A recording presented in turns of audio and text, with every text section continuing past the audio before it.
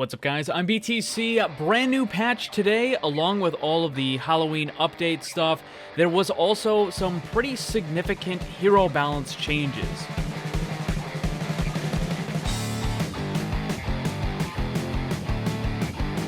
The changes that we just got on the live version of the server were on the PTR for several weeks, and I did make a video when they first put them out, but in case you missed that, I want to give a quick refresher on what these changes are, and also talk about how this is going to affect the game, because there are some substantial nerfs and buffs in here. So the first thing with this big update that we got is that they did add a new version of the competitive mode, which is Season 2 of Competitive 3v3. This is the lockout elimination that you can find in the arcade. This will probably be around for the duration of the Halloween event. So if you're tired of waiting for those super long queues in competitive, if you're a DPS player, then you can always try out the Competitive 3v3 lockout and still have some sort of a competitive experience. They also added all of the BlizzCon skins and all that other stuff. Alright, let's run through the hero balance changes real fast. So D.Va got a buff to defense matrix, regeneration rate was increased, and the delay before regeneration starts was lowered. Overall, this is going to give her a decent amount of increase in the total uptime of the defense matrix, allowing you to protect not only yourself but also your teammates, and this is going to be a buff to dive, so one little check in that column. And then next is Orisa. Her barrier got a nerf. The cooldown was increased from 9 to 10 seconds, so that's a nerf overall to Double Barrier. Next is Roadhog. He got a buff. His attacks went from 5 to 6. Now, the individual attacks are still going to do the same damage, but over time, he's going to do more damage just because he doesn't have to reload as often. This is also going to help a little bit with barrier break in those situations because they are trying to make it so that Orisa Sigma isn't quite as effective, so maybe you could run Orisa Roadhog instead, kind of going back to that more traditional bunker. Next up is Sigma. He got some pretty significant nerfs. This is again to damage the Double Barrier. So Kinetic Grasp no longer blocks Chain Hook and Whip Shot. So again, Roadhog is going to be a little bit more of an effective counter against Sigma. Gravitic Flux got a slight nerf. The duration for his ult was changed from 1.2 to 0.9 seconds. But the real changes, the nerfs to Sigma, come from the experimental barrier. Regeneration rate was reduced from 175 down to 150, and it now has a 1 second cooldown after recalling barrier. They also got rid of the 0.2 second cast time, but that was nothing. It was barely noticeable to begin with. So the big difference here is that Orisa can place down a barrier. It's got a pretty good strength. You know, it doesn't have that much health, but you can just place a full, brand new one, you know, that has full charge, and you don't have to worry about, like, waiting for it to kind of regenerate like a Reinhardt or a Sigma. So you've got a lot of defensive ability. With Reinhardt, he has to wait for it to recharge, but it just has a huge amount of health. With Sigma, it has less health than Reinhardt, a little bit more than Orisa, but it doesn't have the same amount of uptime that Orisa has. So the trade-off was that it was really flexible, that you could just throw it out wherever you wanted, but now you have that 1 second cooldown. It completely destroys a lot of that flexibility, and you'd be surprised that 1 second really does matter in a lot of cases. And it's just a bad way to change the character. This is a really, really bad nerf for the character, and whether or not it's going to completely destroy Double Barrier, I don't think so, but you know, Orisa is still really good. But the thing is what this does is it makes Sigma really, really bad for the kind of main tank position, like the primary position. So if you were trying to run Sigma and Zarya, like, it's not going to be nearly as effective because now his barrier is way worse than what it was before. And I've talked about this where they just, rather than trying to adjust to the Double Barrier situation, they're just nerfing the individual characters, specifically Sigma, making him worse as a solo barrier character. So it's just a bad change all around. Next up, Winston. This is a pretty significant buff to dive comp. The barrier projector got increased from 6 to 9 seconds, which is huge, and an extra 100 health. Baptiste got a little bit of a nerf with his immortality field. The total health on the drone went from 250 down to 200. Lucio got some buffs to both his crossfade and amp it up for his speed. That got some nice increases. His wall ride was also decreased as a result of that to kind of compensate for it. And Mercy got a nice little buff with her ultimate where the beams will now attach through enemy barriers. Moira got a nerf with the self-healing, so this is when you're attacking an enemy and you're getting some of that life steal back, you'll get a little bit less than you did before. Doomfist got a couple of nerfs. The charge time for the rocket punch was increased by a decent amount. It went from 1 to 1.4 seconds. And also his defenses got significantly reduced from 35 down to just 30 per extra temporary shield per hit. So that's a pretty big change, pretty big reduction to the amount of defensive capability that he has for himself. And then Sombra got some changes to the translocator. The cooldown was increased from 4 to 6 seconds, which seems like a nerf, but they also changed how it works, and that the cooldown now begins immediately when you throw it out instead of when you activate it. So this allows for some interesting situations where you can throw one out, wait for the cooldown to expire, then you can activate it immediately, do whatever you need to do, and then immediately throw another one and use that. So you can kind of chain them together. So yes, it is a nerf to the cooldown, but it actually is a buff in other situations, so it's going to allow for smarter plays using this.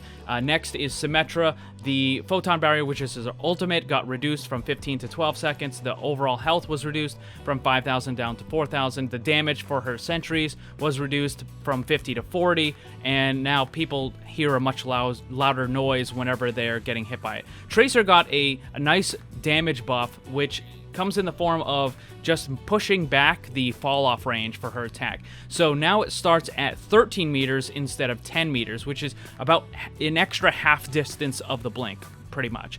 So that means you're going to be able to attack from further away with Tracer and still do max damage. And of course, this also means that other attacks that are further back are still going to be doing more damage as well, because the whole thing, all the fall-off damage got pushed back.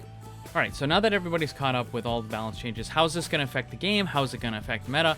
Well, at the pro level, we don't have to worry about it because Overwatch League is done for the year, and there'll probably be at least some more balance changes before they start up again. But for everybody else on the competitive ladder, there's probably going to be some decent changes. Now, Double Barrier has been pretty strong for a little while, ever since Sigma got released. He replaced the Orisa Bunker with Roadhog comp that we had when 2G2 was first released. Now, the thing with the Double Barrier comp is it's actually being used at a pretty wide array of different ranks. Like, it's not, exclusive to the pro scene or to Masters and GM. It's actually being used in lower bracket as well. Now, maybe not as extensively, because people in the lower bracket tend to play what they want to play as opposed to what is the most optimal comp. Like, they're not trying to min-max as much as people in Masters and GM. It's more important there where you kind of have to use the characters that are the best, otherwise you're just gonna have some really big problems with those high levels of play. But Double Barrier isn't all that difficult to use, right? You just have the Orisa, the Sigma, you just kind of plop down, have your DPS stay with you and the healers, and just kind of wait for the enemy team to come to you if you're playing on defense. And if you're on offense, then you have to kind of move around a little bit, but I mean, it's not that difficult of a comp to use. Now, with all of these changes, the Double Barrier definitely did get nerfed. Orisa got nerfed, Sigma got nerfed a lot harder. As I mentioned before, Sigma as a solo barrier character in a comp probably isn't going to be very good anymore, but in the Double Barrier, I mean, it's still gonna work, right? Now, for the dive tanks, the dive comp, they did definitely buff a bunch of stuff. Winston got a substantial buff, D.Va got a nice little buff, Mercy goes along with it, Lucio goes along with it, and also Tracer got a nice little damage buff, combined with what could possibly be used with Sombra as well, depending on how good those changes are, because, EMP is very strong against Double Barrier, but the problem is it just takes her too long in order to build up that EMP charge. So now, maybe with these translocator changes, she might be able to build the ult charge a little bit faster. Maybe with the lower downtime on the Orisa and Sigma barriers, maybe she can get more damage in there. There's a whole bunch of possibilities, but one of the things, because a lot of people keep saying that dive is coming back, and I mean, there is a chance that it could. But, again, keep in mind, when you have the Orisa and the Sigma and everybody kind of grouped up together, like Sigma by himself is very weak to dive, but when you have him grouped up with Orisa and some of the DPS and the healers all in this very kind of small area surrounded by barriers, then he's not nearly as weak to dive as he is just kind of out by himself. And also, you have to keep in mind that what do you run with the Double Barrier, right? Sometimes you run the Widow and the Hanzo, depending on what they're doing, but a lot of times now you'll see, maybe the Doomfist, but you also see Reaper and Mei. And both Reaper and Mei are so good against Winston and D.Va, and, maybe not so much against the Tracer, but you don't really have to worry about that. Like, if you can keep those double barriers up with Orisa and Sigma, keep the barriers up, and when Winston and D.Va dive in, then your Reaper and your Mei just absolutely destroy them. Like, they don't have a chance. Winston can't escape because he gets frozen, and once he's frozen, I mean, that Reaper is just going to take him out in 2 seconds. D.Va's going to get demacked. You could even just kind of leave her there. Like, you don't even have to take out the mini D.Va. Just let her run around and just waste time until, the rest of the team is dealt with, and then you can stagger the mini D.Va really, really well. So the possibility of dive is definitely there, but again, there are so many kind of anti-dive things already built into the double barrier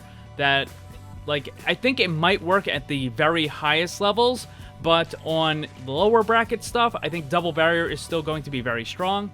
However, in the cases where the enemy team is not running double barrier, then dive is going to be very good. Because again, you've got a much stronger Winston barrier, you've got more uptime on defense matrix, Tracer can do a lot more damage, you also have Lucio with a higher speed boost, and you're going to be able to move around and help the dive tanks a little bit more, and possibly using Mercy as well, depending on, what the second healer situation is. But against non-double barrier comps, I think dive is going to be very strong. And what you might end up seeing in some cases, depending on the map, right? Like maybe on the beginning of New Bonnie and some of these other maps where there's a lot of, verticality to the map itself, or at least for certain sections, you might see them just running dive with the, the Winston and the D.Va. And I didn't mention this before, but, Hammond can still be running this stuff too. Although typically you're going to see the Winston and the D.Va probably more often, just because they provide more protection to not just themselves, but their team as well, whereas Hammond only provides protection to himself. So you have the defense matrix, the barrier and stuff, rather than just the Hammond shield. But I think on some maps, you might just see a lot more of that dive going on. And, there are going to be cases where, even in Masters and GM and stuff, where people just get tired of running double barrier, right? Like, it's not that the meta is necessarily going to shift, it's just that they might not want to run it, right? Like, they might, and I know I mentioned this kind of earlier, I think, where I said, the higher ranked players tend to run the things that's most optimal, but that's not 100% of the time. It's not all the time. Like, they might just run dive just because they don't feel like playing double barrier anymore. I think overall, on a lot of the situations, particularly defense, double barrier is still going to be the strongest, but there are going to be other cases where dive is going to be a very viable option. Now, in the lower bracket, dive is a little bit more difficult to run because it requires a lot more coordination, right? You have to have several of your characters all kind of diving and going after their supports and hitting at the same time. You can't have people just kind of going all over the place, right? That just breaks down the comp, and it makes it easy for the enemies to just take you out one at a time. So in the lower bracket, from bronze to plat, you're probably still going to see a lot of the double barrier, and you might even see, some Reinhardt and Zarya coming back, with the Lucio being able to speed boost the Rein-Zarya combo and just moving them in towards where the Orisa is on the enemy team. So you might see some more of that. So what about some of the stuff that you're going to see a lot less of? I think the first one on that list is Symmetra, because really, they nerfed her damage, they nerfed the sentries, they made changes to the teleporter, which some of the changes to the teleporter were okay, but it still has a much too long cooldown. I think if Sim is the one that destroys the teleporter, then it should go on a reduced cooldown, so you have a lot more flexibility with it. But as it is now, there are some problems with the character, and really the only reason why Symmetra was getting the playtime that she was is because of double barrier. And if double barrier is going away, or at least being weakened, and people are running dive, then Symmetra just gets absolutely destroyed by dive comps, so you're just going to see less of her. With Doomfist, you're probably going to see a little bit less. It depends. Like, if the enemy team is running double barrier, then you're still going to run Doomfist. But if the enemy team is running something else, then you can either run Tracer, or you can run a Hanzo or a Widow or something like that. So you'll probably see a little bit less of Doomfist, just because the thing that he's good against is kind of going away a little bit. Also, he did get some nerfs as well, making him less effective. So Symmetra, Doomfist, two of the big ones that are probably going to see a little bit less of. Now, again, with the dive comp thing, that's kind of a weird situation for Reaper because you might end up seeing Tracer and Reaper being run because the way that Shadow Step is being used now, I actually have to talk about this in a different video, but it's not actually being used the way Blizzard wants it to be used. It's actually being used as if it was kind of like a poor man's Dash, and I'll talk about that more in another video. But, you know, there is a chance that you could still see Reaper getting used just as a kind of counter to Winston and D.Va if they're getting played quite a bit. But there's also a chance that maybe he just kind of drops off the map, because prior, when we had dive comp with Mercy and some of the other stuff back in the day, Reaper was almost never used. And people always ask, you know, why was Reaper never being used back then, even though he was such a good counter to Winston? And the reason was just because he didn't quite work with the dive situation. So maybe he might work now, but I kind of feel like they might end up running Tracer and maybe like a Hanzo or something, or possibly a Sombra, or, you know, another thing that kind of works a little bit better with the dive comp as opposed to running a Reaper to try to counter the enemy dive comp. Now, if you're wondering if this is going to be the last of the really big balance changes, I don't think it will be, because remember, Blizzard had to change how they completely handled the hero balancing. In the old system, when it was play whatever you want, you could have 3 or 4 tanks or just 5 DPS, whatever, it didn't matter, then they had to balance the game a certain way, because they had to account for the fact that, yeah, you could have this many characters that had really high health. So that means things like area effect healing and speed and all that sort of stuff had to be toned down.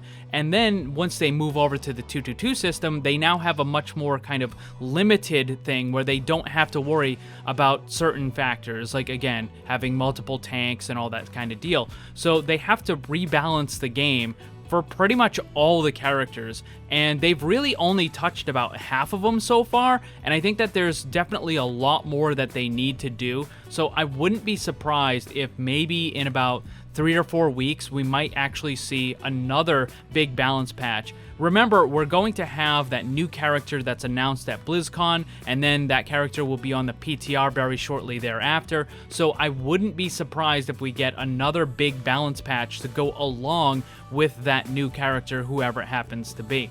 So the overall summary of all these current changes is that dive did definitely get a lot stronger. It's going to be better in a lot of situations, but against double barrier specifically, I think it's still going to have a problem. And I think that double barrier is still going to be pretty strong. I also think that Blizzard is going about it the wrong way because they're nerfing the individual characters instead of addressing the barrier situation itself. So it's kind of like putting a band-aid on it rather than addressing the long-term situations. And I do feel that once they have another tank character that gets released with a barrier, we're going to be right back in this same situation once again. So what do you guys think about all of the balance changes? What meta do you think is going to end up taking over? Is double barrier going to stay, or is dive going to come back? Let me know down below. Thanks for watching, and if you'd like to see more, subscribe and hit that bell so you don't miss anything. Also, come hang out in my Discord server and my Twitch live stream. Special thanks to my Patreon supporters. If you'd like to see what kind of cool VIP rewards you can get, check the links down below. And remember, always blame the controller, because it's never your fault.